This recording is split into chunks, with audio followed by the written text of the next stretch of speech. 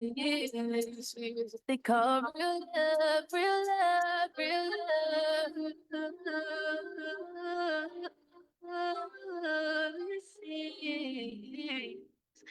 I see.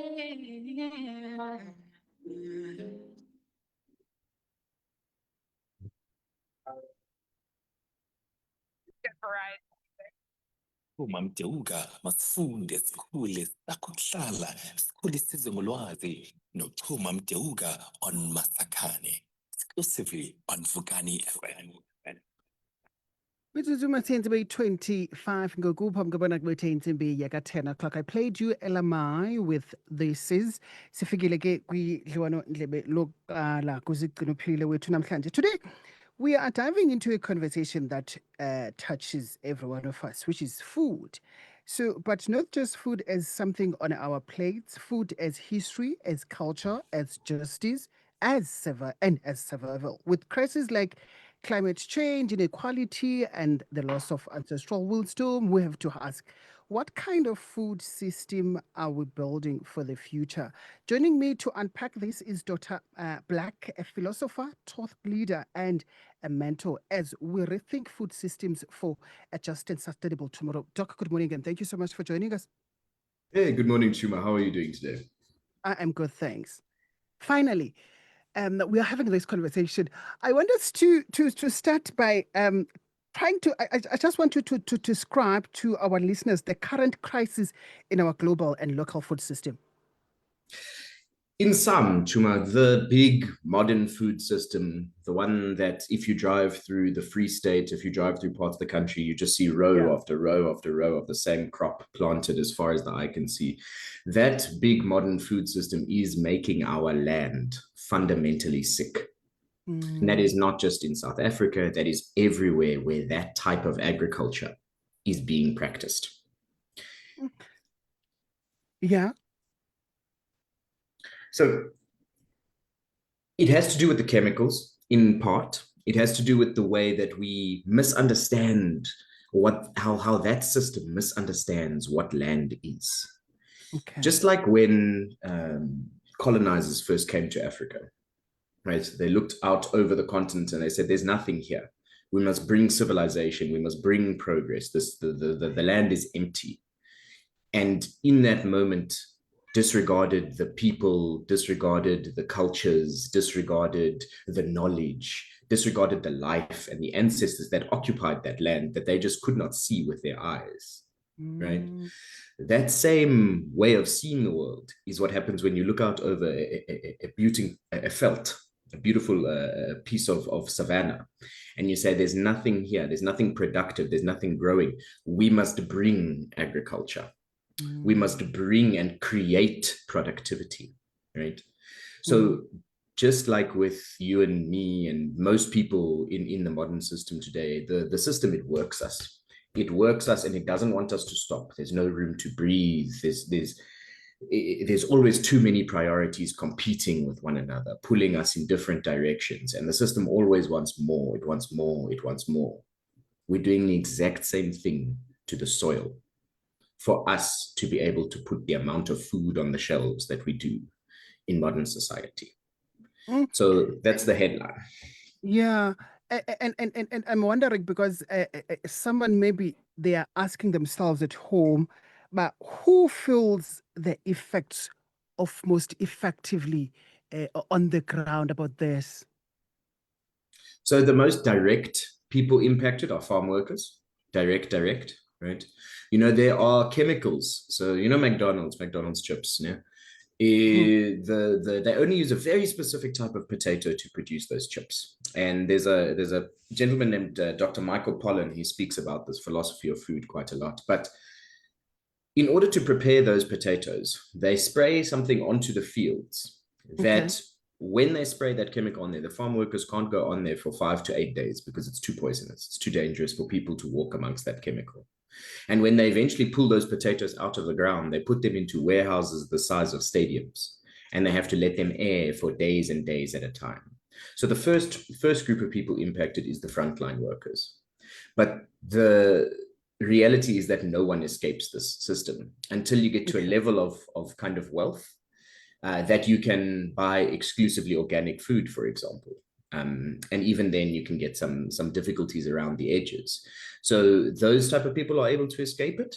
And the people who still live on traditional food systems, who still eat indigenous foods, who still grow them in community with one another, with very little reliance on industrial seeds, industrial machines, industrial chemicals, those people are likely going to be escaping some degree of this. But because of the scale of this agriculture, right, it's the largest practiced, it takes up the most land mass in the world. It doesn't produce the most food, right? Yeah. This is it's an important myth. The industrial food system does not feed the world. It is still small farmers who feed the world, but it wants us to believe that, so that we continue to support it. We continue to write legislation that multiplies it, right? And there's a very, very close relationship between these agricultural chemical companies and the people on the in parliament, in legislation around the world, who create the laws that say what food is, how it's supposed to be stored, what you can use to grow it, what standard it needs to meet to get to the market, XYZ. So the reason I mentioned the scale is that some of these chemicals that we put into the ground, they are what are called forever chemicals, which means that they have a half-life of maybe 500 years, of maybe longer. So there are already latent chemicals in the water system, in the air, and they wash. If there's a farm in Vereniging, né, there will be chemicals from that farm will wash all the way down to the ocean, because they cannot dissolve. They're not soluble. Their microparticles stay there. And then it enters the ocean. Once again, it enters the water system, so it gets into the water, it impacts the fish. The whole world is one thing. There's no line, there's no borders. No.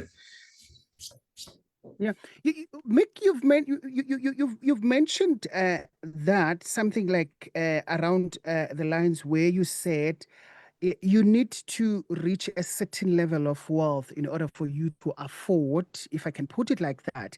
So I want you to explain the inequality and poverty. How do inequality and poverty shape who has access to nutritious food and who doesn't? Hey, there's a term that they use. It's called a nutrition desert, or a food desert, right? Yeah. Which is that increasingly the types of shops that you find in rural areas, they only have very processed food in them, right? So stuff that is made to last a long time, it's in cans, it's been through lots of mechanical processes beforehand. And that is the type of shop that the lowest income people are going to have access to. So at the point of sale, they've got their small amount of fruit and vegetables, which, bear in mind, we grow a tiny amount. So I've always said this, in South Africa, if you go to the best supermarket in the country, you might be able to find 20, maybe 30 varieties of rice, right? You've got basmati, you've got white cooking rice, you've got all of this, right? But there are, in fact, over 3,000 varieties of rice in the world. Okay. It's just the system has chosen a very small amount. So when it impacts with inequality, I think there is a more fundamental question to ask, and that is, why is it that we pay for food? Okay. Right? We cannot live without it, right? And why do we pay as much as we do? And why are our diets so controlled, right? The system is very good at giving you the illusion of choice, right? You can go to a shop, you can choose anything that you want to eat, right? But the only things that you can actually choose is what the shop is selling. So those people in rural areas with stores that are selling lots of processed food, that processed food is not healthy for us, right? If we look at something like pap, right, in South Africa, pap is nutritionally empty. It makes you very full, but that's it. It doesn't feed your body. It's very, very unhealthy, right? And it's not an indigenous food to South Africa. It was brought over here because you could produce it industrially at very, very high quantities, so you could feed mine workers, right? It was brought over to be a cheap diet for black labor. But yet today, it has become such a close part of culture that people will defend pap, right? Okay. So this is where the inequality starts to really, really play out, is that the type of agriculture that feeds the masses, and I use those terms very loosely, I don't like them, but the type of agriculture that feeds the masses is this type of agriculture that is killing the world. because the wealthiest of the wealthy, their food is coming from bespoke small farms that are growing small amounts of crops with a lot of care. They're not buying from your mass meat producers. And I mean, all of this agriculture I'm talking about, I'm not even talking about meat production. Yeah. Right. Pure, you know, Okay. seven. Doc, yeah, please go. Yeah. Yeah. With what you've just said, would you then say food inequality is a symptom of poverty, or it is a driver of poverty? And how does food insecurity affect dignity beyond hunger? Okay. I think I'd go a step further, which is that the modern system requires food inequality, right? This system of competition that gets everyone competing for a job, right? Why do you need a job? You need a job because you need money. Why do you need money? Because you need to buy food and you need to pay rent, right? So those are the first pieces where a deep oppression happens. If you remember the July 2020 riots, or was it 2022? The big riots that happened in SA. The first place that people were starting to hit was malls, right? It was shopping, it was ShopRites, it was Pick and Pays, it was, and why? We must ask psychologically, why is it that is where people chose to immediately take their anger and take their frustration? Because that's the first point where you have to, you know, put down 7 kilo chicken in brine because you have to be able to afford a sachet of milk. Right? Yeah. It's the first point where you're reminded that you don't have enough. It's where inequality hits the hardest. And today, with the rising cost of living, food is getting very expensive. Food is getting, it's starting to bite even more so into middle class diets, right? And then the question is, then how does it affect how does it affect dignity more broadly, is what I think you asked, correct? You know, we have something like malnutrition in South Africa, and specifically childhood malnutrition in this country. Yeah. Someone who doesn't have, it's a massive crisis, and it's growing every year, right? I think it was ShopRite released some research last year. More than 50% of Gauteng, our most populous, most valuable, most economically prosperous province, over 50% of the people who live here are now food insecure. Right? They don't have enough nutrition to meet their daily needs. Okay. Yeah. It's a national problem, right? So where it starts to impact dignity on a fundamental level is that girl child, that boy child, that child who doesn't have the amount of nutrition that they need to get through every day in their first sort of 5 years of life, their brain will not develop as well as someone who is fed exactly what they need every day, the right nutrition. They will not grow as big, they will not grow as strong.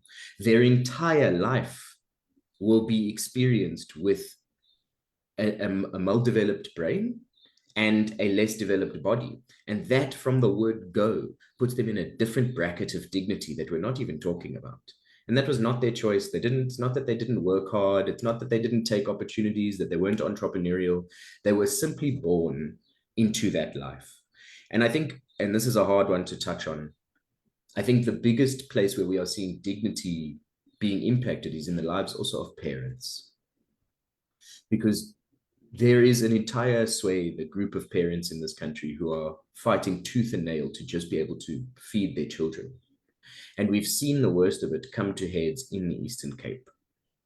And that is where we've seen mothers take the lives of their children and themselves because they could not afford food, and they could not look at their children starving. And I think that is a moral injustice that is massive. But then I want to just turn the conversation just on that very deep moment for a second, is that this problem with the food system, in my work, at least how I express it, is not just a problem with the food system. The food system is just one example of a way of thinking about the world that forgets, honestly, the majesty of God in the world. We disrespect the soil, the home of the ancestors. The land belongs to them. It has always belonged to them. But yet we treat it as economic value. We treat the soil as something dead, when without it, nothing else exists. And the big problem is that we are depleting that soil. We are killing that soil.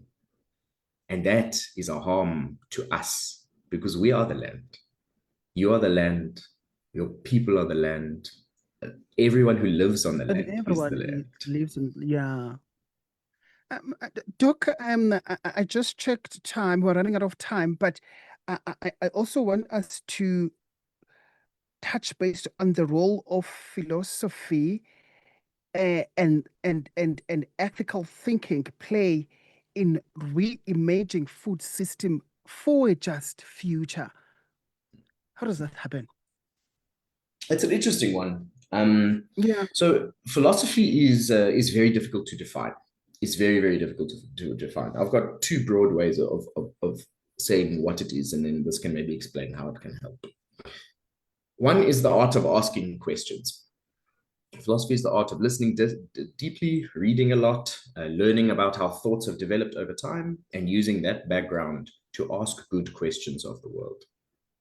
But there's a slightly more philosophical definition that I use, and that is that thought or philosophy is thought's consciousness of its own time, right? It is the way by which the collective mind, the people who choose to study philosophy tap into this. It is the way of which the collective mind looks at the world in a mirror, right? And reflects on itself, how it is treating the world, how it is treating others. And this is down to, now in the modern world, it becomes a question of systems, right? What type of world does our systems build? And this is where philosophy can help us think better about agriculture, because it might sound like a very simple question, right? Yeah. But if I ask someone, or if I ask you, where does food come from, right? You have an entire generation of kids coming up nowadays who would say food comes from ShopRite, right? The disconnection from the farm is already happening. And then you ask, okay, well, what is a farm, right? And all of a sudden people are like, you'll start grasping at straws. If you ask simple definitional questions, what is that thing? What is food? Why? Because this is the philosophy way of thinking, is you'd ask, what is a farm? And then the second question is, where does that idea of a farm come from? Because philosophy is interested in the history of ideas. So how did we understand food to be what it is today, right? Okay. Then you've got this, the lens of what I call the corporate colonial food system, which is that this very centralized food system in the hands of very few corporations, heavily, and I must make this explicit, it is so reliant on the rest of the world. Not before the farm even. So people say, where does food come from? They come from the farm. No, the journey of food starts in chemical factories and genetics laboratories in the global north, right? We buy those chemicals, we buy those seeds, and those chemical and those seed companies, they don't let you plant things that produce more seeds, because then you can't go back to them the next year, right? So they want to lock you into these constant cycles, and it creates dependency for Africa. Africa's food system does not belong to Africa, and we must take a big issue with that. And in South Africa, we have a quiet takeover happening again, and that is in the form of something like ShopRite Checkers, right? ShopRite Checkers is taking over the food system in South Africa with how quickly they are expanding. They are beating out everybody else in the market. They are producing good research. They're doing good work with their food gardening ventures and that type of thing. But fundamentally, retail is it's the part of the food system that we engage with if you go to any of these big retailers. But it is the cash engine of this country. The amount of money, if you go and have a look into it, that moves through the tills of combined Spar, Usave, ShopRite, XY every single day in South Africa, that amount of cash money will put you on your back. Without that machine turning, the government doesn't work, the people don't eat, nothing. So we are completely reliant on it. And philosophy gets your brain going, that you start asking questions of questions, and it gets bigger and bigger. It's a shame that we don't teach it in school in South Africa. You only really get it at university. And at uni, we're still trying to transform the syllabus quite a bit, but there's big leaps being made in SA. Doc, in closing, do you think communities trust science more than tradition, or the other way around? Can the two really coexist without clashing? You know, I'll take you back to Bantu Biko. I think Steve Biko had probably the most important thing to say here, which still rings true today. The most powerful weapon in the hands of the oppressor is the mind of the oppressed. And that's why when we had the 2016 rising, right, when we had Fees Must Fall, the call for decolonizing is not a call that has gone away. Academia is still working very hard at this. Because when the question that you ask now, whether people trust science or whether people trust indigenous knowledge more, right? To me, that is a question of the colonized mind. Because there are things today that modern science, the cutting edge of modern science is revealing to us that is baked into the deepest levels of ancestral knowledge, baked into the deepest levels of ancestral means of food production and how we're supposed to farm and how we're supposed to manage crops. Right, the height of agroecology, which is the alternative that I support and that my research supports. Agroecology is a very, very different, very accessible way. You can teach yourself completely off of YouTube today how to grow agroecologically, and you do not need big equipment. You do not need big land. You need community, and you need Nyanga. You need people who are seed savers. If you have seed in community and you have a community who can compost and grow together, we do not need this big system that keeps us trapped and keeps us dependent. So I think people would have a lot more faith in their own ancestral and indigenous knowledge if the entire world wasn't organized to tell them from as young as possible that that knowledge is second rate, it is not as good, it is primitive. That is not true. Doc, thank you so much for it too, and have a great weekend ahead. Thank you so much for having me, Chuma. What a blessing. Gratitude to you and your team. May you go on and flourish. Bye.